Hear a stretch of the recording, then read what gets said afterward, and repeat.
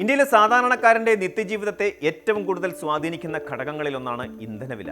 Petrol പമ്പുകളിൽ ഓരോ തവണയും എത്തുമ്പോൾ വില നിലവാരം സൂചിപ്പിക്കുന്ന ഡിജിറ്റൽ ബോർഡുകളിലേക്ക് നോക്കാത്ത മലയാളികൾ ചുരുക്കമായിരിക്കും. അതുകൊണ്ട് തന്നെ ഇന്ധനവില വർദ്ധിക്കാൻ പോകുന്നു എന്ന തരത്തിലുള്ള ഒരു ചെറിയ വാർത്ത പോലും സമൂഹത്തിൽ വലിയ പരിഭ്രാന്തി സൃഷ്ടിക്കാറുണ്ട്.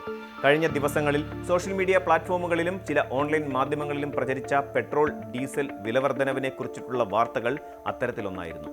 എന്നാൽ ഈ വാർത്തകളെ പാടെ തള്ളിക്കളഞ്ഞുകൊണ്ട് കേന്ദ്ര പെട്രോളിയം പ്രകൃതിവാതക മന്ത്രാലയം രംഗത്തെത്തിയത് ജനങ്ങൾക്ക് വലിയ ആശ്വാസമാണ് ഈ ഘട്ടത്തിൽ നൽകുന്നത്. ഈ സാഹചര്യത്തിൽ എന്തുകൊണ്ടാണ് ഇത്തരം വ്യാജ വാർത്തകൾ പ്രചരിക്കുന്നത് എന്നും ഇന്ത്യ എങ്ങനെയാണ് ആഗോളതലത്തിലെ വിലക്കയറ്റത്തിനിടയിലും ഇന്ധനവില സുരക്ഷിതമായി നിലനിർത്തുന്നത് എന്നും വിശദമായി നമുക്കൊന്ന് പരിശോധിക്കാം. സമൂഹ മാധ്യമങ്ങളിൽ പ്രചരിച്ച വാർത്തകൾ തികച്ചും ദുഷ്ടലാക്കോടെയുള്ളതും ജനങ്ങളെ തെറ്റിദ്ധരിപ്പിക്കാൻ ലക്ഷ്യമിട്ടിട്ടുള്ളതുമാണെന്ന് കേന്ദ്ര മന്ത്രാലയം ഔദ്യോഗികമായി വ്യക്തമാക്കിയിട്ടുണ്ട്. ഇത്തരം പ്രചാരണങ്ങൾ വഴി വിപണിയിലെ അനാവശ്യമായ പരിഭ്രാന്തി സൃഷ്ടിക്കുകയാണ് ചിലർ ശ്രമിക്കുന്നത്. നിലവിൽ ഇന്ധനവില വർദ്ധിപ്പിക്കുന്നതിനെക്കുറിച്ച് യാതൊരുവിധ ആലോചനകളും സർക്കാരിന്റെ മുൻപിലില്ലെന്ന് മന്ത്രാലയം എക്സ് പ്ലാറ്റ്ഫോമിലൂടെ അറിയിച്ചു. കഴിഞ്ഞ 4 വർഷത്തെ കണക്കുകൾ പരിശോധിക്കുമ്പോൾ ആഗോളതലത്തിൽ ഇന്ധനവിലയിൽ വൻ കുതിച്ചുചാട്ടം ഉണ്ടായപ്പോഴും ഇന്ത്യയിൽ വില വലിയ മാറ്റമില്ലാതെ തുടരുന്നത് ഒരു ശ്രദ്ധേയമായ കാര്യമാണ്. വികസിത രാജ്യങ്ങളിൽ പോലും പണപ്പെരുപ്പവും ഇന്ധനക്ഷാമവും രൂക്ഷമായ കാലഘട്ടത്തിലും ഇന്ത്യയിലെ ഉപഭോക്താക്കളെ സംരക്ഷിക്കാൻ കഴിഞ്ഞത് കൃത്യമായ ആസൂത്രണത്തിന്റെ ഫലമായാണ്.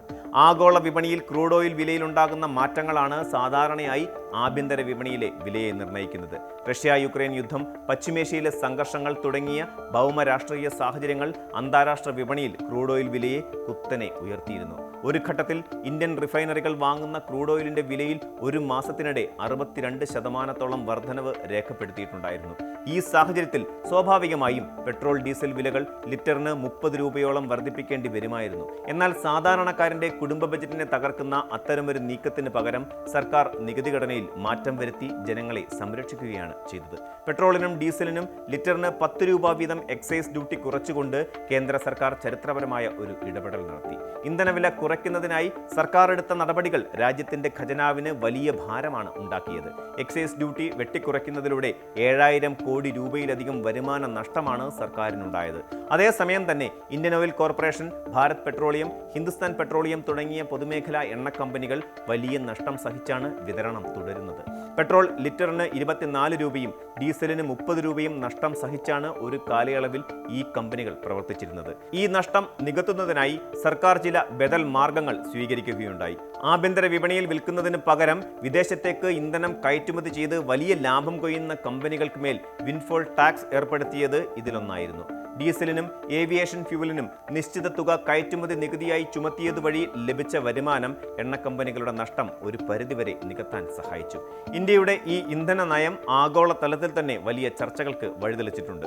പല യൂറോപ്യൻ രാജ്യങ്ങളിലും ഇന്ധനവില ഇരട്ടിയായി വർദ്ധിച്ചപ്പോൾ ഇന്ത്യക്കെങ്ങനെ ഇത് സാധ്യമായി എന്നത് വിദേശ സാമ്പത്തിക വിദഗ്ധരെ പോലും അത്ഭുതപ്പെടുത്തുന്നു. റഷ്യയിൽ നിന്നുള്ള കുറഞ്ഞ നിരക്കിലുള്ള ക്രൂഡ് ഓയിൽ ഇറക്കുമതിയും വൈവിധ്യമാർന്ന സ്രോതസ്സുകളിൽ നിന്നുള്ള ഊർജ്ജ ശേഖരണവും ഇന്ത്യക്ക് തുണയായി. കൂടാതെ എഥനോൾ ബ്ലെൻഡിംഗ് പദ്ധതിയിലൂടെ പെട്രോളിൽ ജൈവ ഇന്ധനം കലർത്തുന്നതിന്റെ അളവ് വർദ്ധിപ്പിച്ചത് ഇറക്കുമതിയിലുള്ള ആശ്രിതത്വം കുറയ്ക്കാൻ സഹായിച്ചു. 2026ഓടെ 20% എഥനോൾ കലർത്തുക എന്ന ലക്ഷ്യത്തിലേക്ക് രാജ്യം വേഗത്തിൽ നീങ്ങിക്കൊണ്ടിരിക്കുകയാണ്. ഇത് ഭാവിയിൽ ഇന്ധനവില കൂടുതൽ സുസ്ഥിരമാക്കാൻ സഹായിക്കും. വ്യാജ വാർത്തകൾ പടരുന്നതിന്റെ പ്രധാന കാരണം ജനങ്ങളുടെ വൈകാരികമായ പ്രതികരണങ്ങളാണ്. ഇന്ധനവില വർദ്ധിക്കുമെന്ന് കേൾക്കുമ്പോൾ തന്നെ പെട്രോൾ പമ്പുകളിൽ നീണ്ട നിരകൾ പ്രത്യക്ഷപ്പെടുകയും ഇത് വിതരണ ശൃംഖലയെ ബാധിക്കുകയും ചെയ്യുന്നു.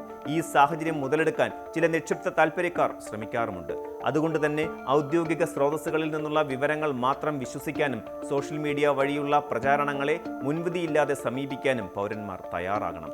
സർക്കാരിനെ സംബന്ധിച്ചിടത്തോളം ഇന്ധനവില നിയന്ത്രിച്ച് നിർത്തുക എന്നത് കേവലം ഒരു സാമ്പത്തിക തീരുമാനം മാത്രമല്ല, മറിച്ച് രാജ്യത്തെ ചരക്ക് നീക്കത്തെയും കൃഷിയെയും വ്യവസായങ്ങളെയും ബാധിക്കുന്ന സുപ്രധാനമായ സുരക്ഷാ പ്രശ്നം കൂടിയാണ്.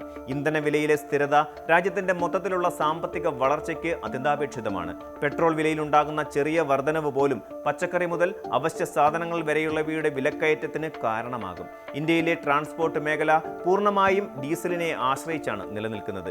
ഈ യാഥാർത്ഥ്യം ഉൾക്കൊണ്ടുകൊണ്ടാണ് ആഗോള സമ്മർദ്ദങ്ങൾക്കിടയിലും ഇന്ധനവില പിടിച്ചു നിർത്താൻ സർക്കാർ ശ്രമിക്കുന്നത്. രാജ്യത്തിന്റെ ഊർജ്ജ സുരക്ഷ ഉറപ്പാക്കുന്നതിനായി വിദേശ രാജ്യങ്ങളുമായി ദീർഘകാല കരാറുകളിൽ ഏർപ്പെടുന്നതും തന്ത്രപ്രധാനമായ എണ്ണ ശേഖരങ്ങൾ നിർമ്മിക്കുന്നതും തുടരുകയാണ്.